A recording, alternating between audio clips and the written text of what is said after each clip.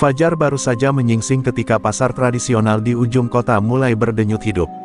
Bau anyir ikan bercampur wangi sayuran segar memenuhi udara, bercampur riuh tawar-menawar para pembeli. Di sela deretan kios dan lapak sederhana, suara sandal jepit yang menyeret di lantai semen basah terdengar bersahut-sahutan. Namun, di balik hiruk-pikuk itu, ada rasa was-was yang sulit dijelaskan, seolah setiap orang menyadari ada bahaya yang mengintai di balik keramaian. Di sudut pasar, sebuah kelompok pria berjaket kulit lusuh berjalan pelan, namun langkahnya membuat pedagang yang mereka lewati menunduk ketakutan. Di tengah mereka, seorang pria tinggi bertubuh kekar dengan tato melingkar di lehernya memimpin barisan.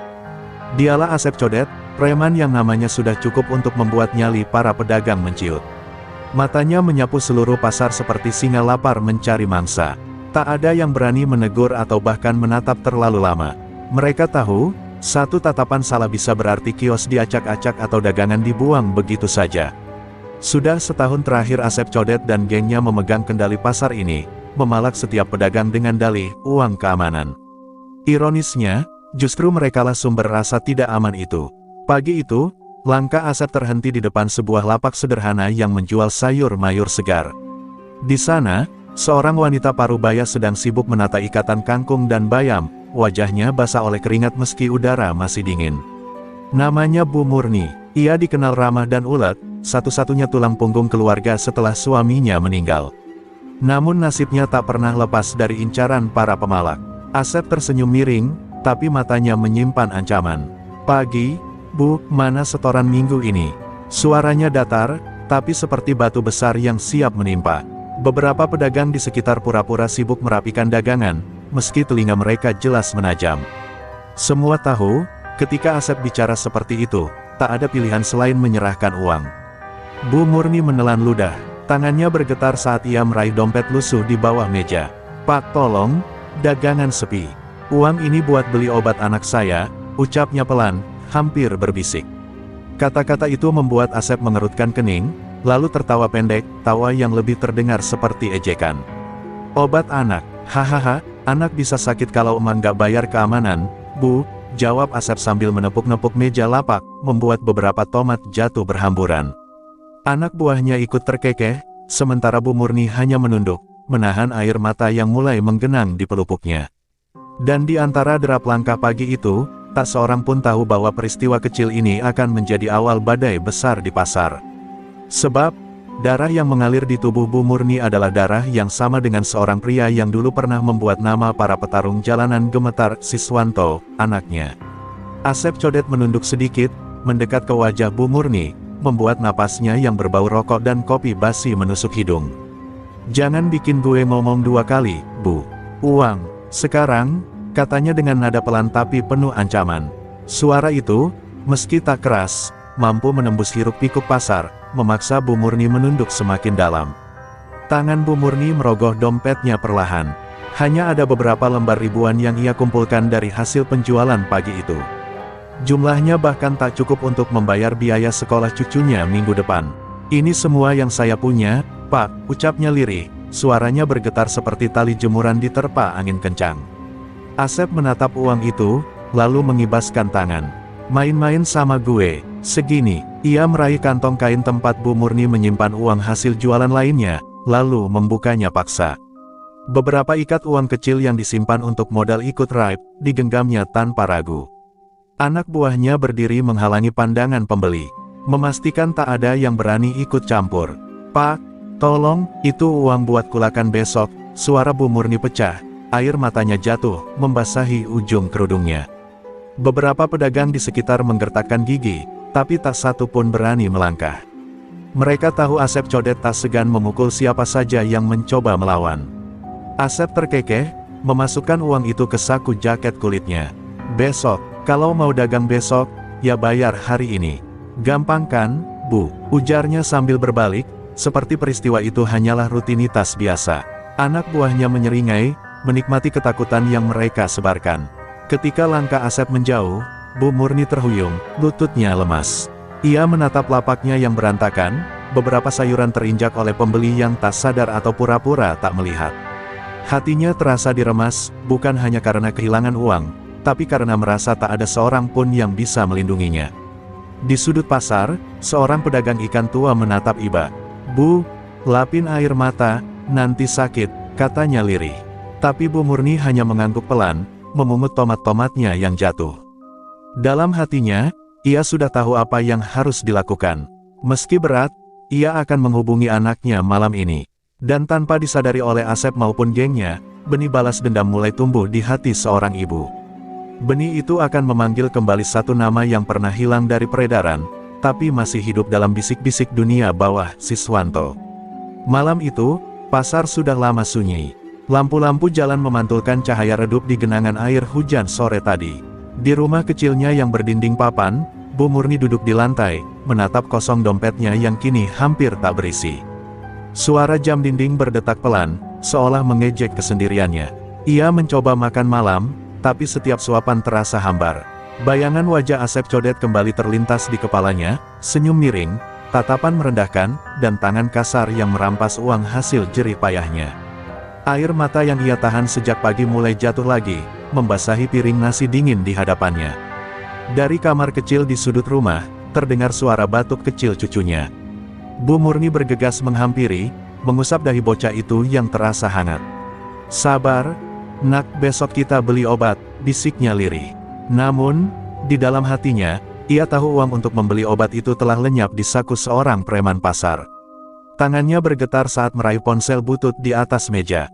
Jemarinya ragu mengetik nomor yang sudah lama tak ia hubungi. Nomor itu milik anaknya, Siswanto, lelaki yang pernah menjadi kebanggaan sekaligus kekhawatirannya. Ia tahu, menghubungi Siswanto berarti membuka kembali pintu masa lalu yang kelam. Nada sambung terdengar, hanya 2 kali dering sebelum suara berat di ujung sana menjawab, "Halo, Bu." Seketika, tangis Bu Murni pecah. Ia tak lagi sanggup menahan beban yang ia pikul sendirian.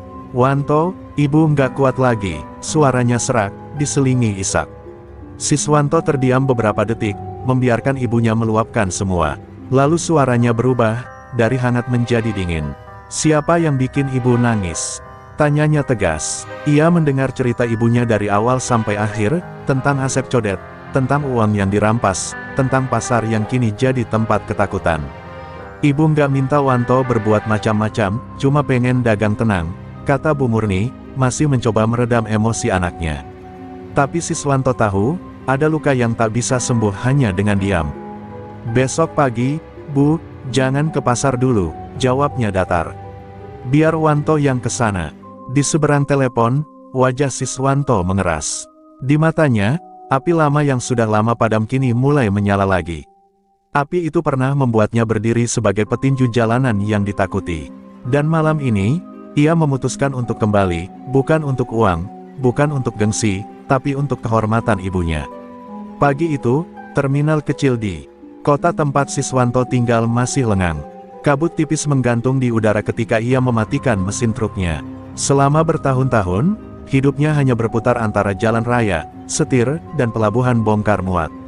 Dunia tinju jalanan sudah lama ia tinggalkan, terkubur bersama luka-luka masa lalu. Tapi suara ibunya semalam telah memanggil kembali sisi dirinya yang ia kira sudah hilang. Ia membuka pintu kabin dan turun perlahan. Gerakannya tenang, tapi di balik itu ada ketegangan yang berdenyut. Siswanto meraih tas ransel kecil berisi pakaian, dan di bagian bawahnya, ia simpan sepasang handrep usang, balutan tangan yang dulu setia menemaninya di setiap pertarungan. Hanya melihatnya saja sudah membuat napasnya sedikit lebih berat. Perjalanan menuju kota kelahirannya memakan waktu berjam-jam. Sepanjang jalan, pikirannya dipenuhi bayangan masa lalu, sorak-sorai penonton liar, dentuman tinju yang mendarat di rahang lawan, dan darah yang menetes di atas tanah. Ia tak merindukan itu, tapi ia tahu teknik itu masih melekat di ototnya, seperti naluri yang tak bisa dilupakan.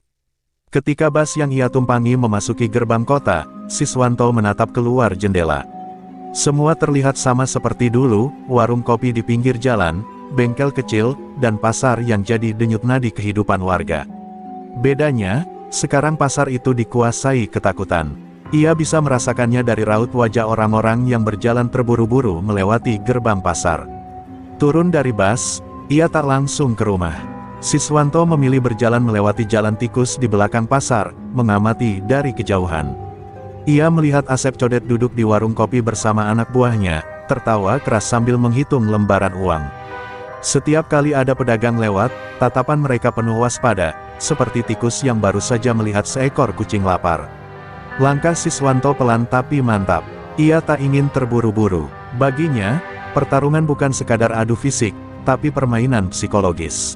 Ia ingin Asep tahu bahwa badai sedang menuju ke arahnya, tapi tanpa tahu kapan tepatnya akan menghantam. Saat matahari mulai condong ke barat, Siswanto akhirnya tiba di rumah. Bu Murni terkejut melihat anaknya berdiri di depan pintu.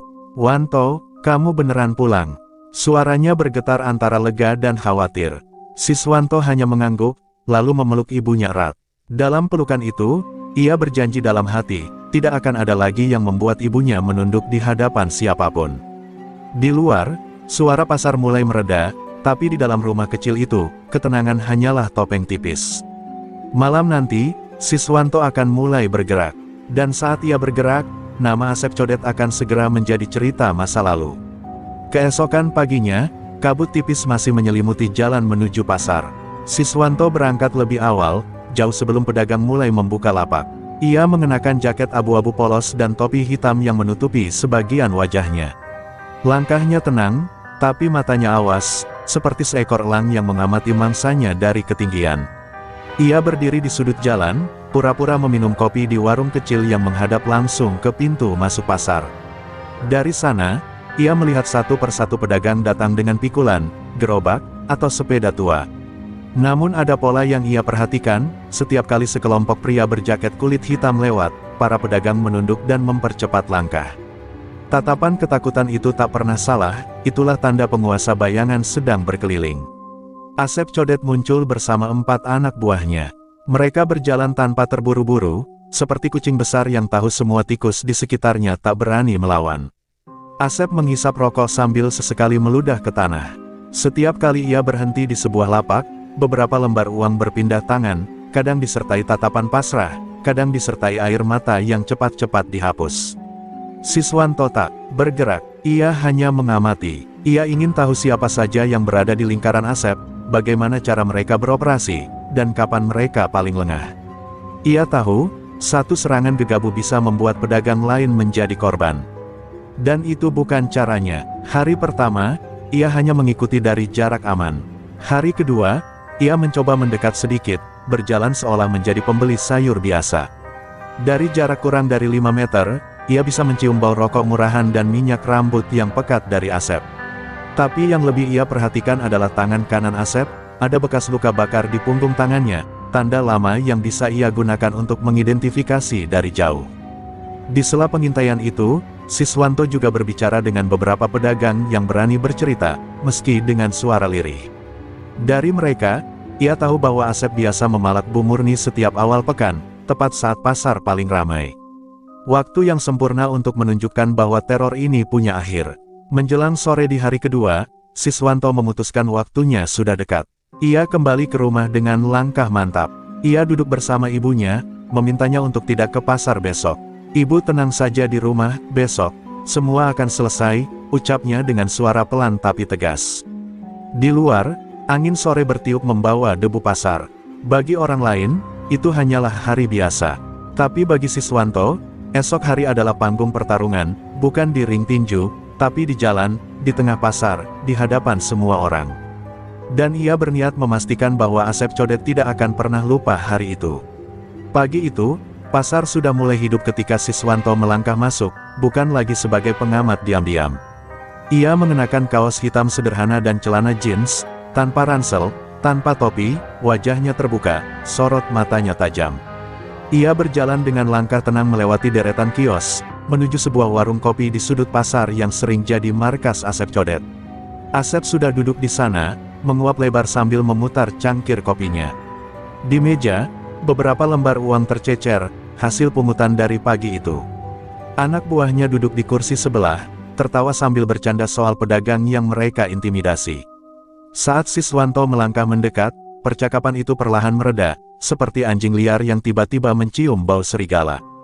"Pagi," sapa Siswanto datar, matanya langsung mengunci pada Asep. Ia tidak duduk di meja lain, ia langsung menarik kursi kosong di hadapan Asep, lalu duduk tanpa meminta izin. Suara gesekan kaki kursi di lantai semen terdengar nyaring, memecah suasana. Asep memandangnya dari ujung kepala hingga kaki, alisnya terangkat. "Gue kenal lu," tanyanya pelan, tapi ada nada menantang di balik suaranya. Siswanto hanya menggeleng, lalu mengambil cangkir kosong dari meja dan menuangkan kopi dari teko yang ada di sana. Ia menyesapnya perlahan, tatapannya tidak lepas dari wajah Asep. Ada keheningan aneh yang membuat beberapa pengunjung warung menoleh. Asep mulai merasa ada yang tidak beres. Tatapan pria ini bukan tatapan pedagang, bukan juga pembeli. Tatapan itu tajam tapi dingin, seperti sedang mengukur jarak sebelum meninju. "Kalau mau duduk di sini, bayar kopi sendiri," ujar Asep mencoba meremehkan. Siswanto meletakkan cangkirnya perlahan. "Gue cuma mau bilang satu hal, mulai besok, lo jangan sentuh lapak sayur di ujung gang," ucapnya datar. Kata-kata itu ringan, tapi di telinga Asep terdengar seperti gertakan keras. Anak buahnya langsung tertawa mengejek, tapi tawa itu cepat mereda ketika Siswanto menggeser duduknya sedikit ke depan. "Kalau gue nggak mau," Asep menyeringai, mencoba mempertahankan wibawa di hadapan anak buahnya. Siswanto tidak menjawab, hanya menatapnya cukup lama hingga suasana di meja itu menjadi berat. Pandangan itu seperti pukulan yang belum mendarat, tegang, mengancam, dan membuat dada sesak. Asep akhirnya tertawa kecil, pura-pura santai, tapi dalam hatinya ada rasa asing, campuran rasa penasaran dan waspada. Ia belum tahu siapa orang ini, tapi satu hal pasti, pagi ini, ada badai yang baru saja masuk ke wilayah kekuasaannya. Dan badai itu duduk tepat di depannya. Keesokan paginya, pasar ramai seperti biasa. Bau bawang putih dan ikan asin bercampur di udara, suara tawar-menawar bersahut-sahutan.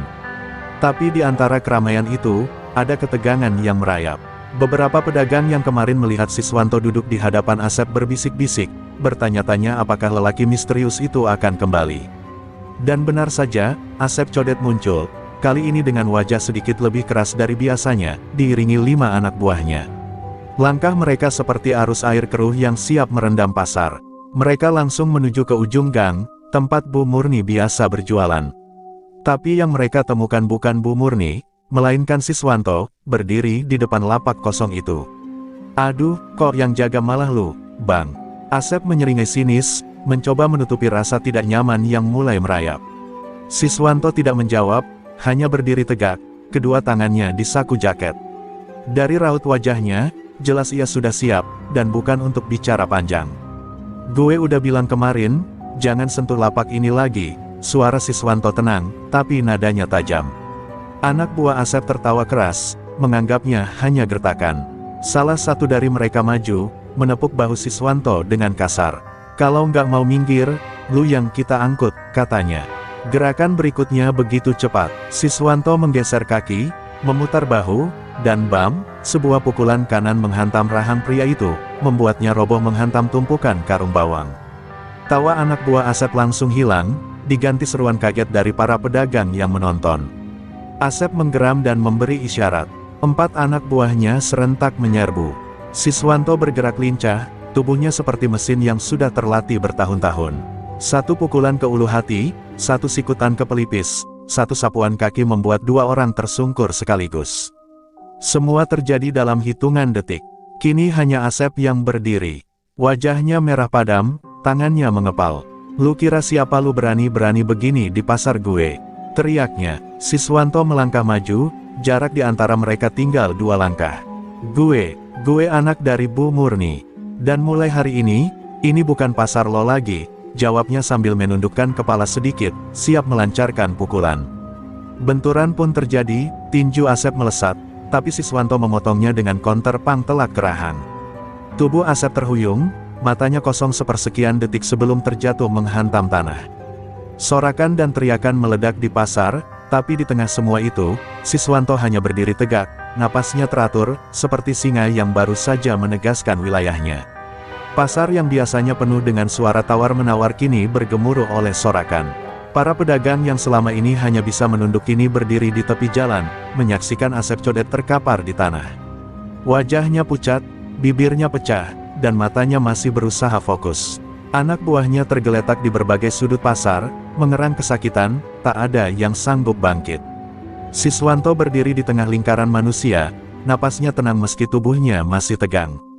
Ia melangkah mendekat ke arah Asep, lalu menunduk. "Bangun," ucapnya singkat. Nada suaranya tak keras, tapi cukup untuk membuat Asep perlahan bangkit, walau tubuhnya goyah seperti daun diterpa angin. "Gue nggak mau lihat muka lo atau anak buah lo di pasar ini lagi," kata Siswanto, tatapannya menusuk. "Kalau lo balik, gue nggak cuma jatuhin lo di depan orang banyak, gue pastiin lo nggak bisa jalan lagi." Setiap kata keluar seperti palu yang menghantam harga diri Asep. Beberapa pedagang bersorak setuju, ada yang bertepuk tangan, ada pula yang hanya terisak, lega karena teror bertahun-tahun itu akhirnya runtuh di depan mata mereka. Anak-anak kecil yang ikut menonton berlarian sambil berteriak nama Siswanto, seolah ia pahlawan di cerita dongeng yang tiba-tiba hidup. Asep mencoba membalas tatapan itu, tapi tak sanggup. Ia tahu, ini bukan sekadar kekalahan fisik, ini kehancuran reputasi. Di dunia preman, sekali kau kalah di depan banyak saksi, kau kehilangan segalanya.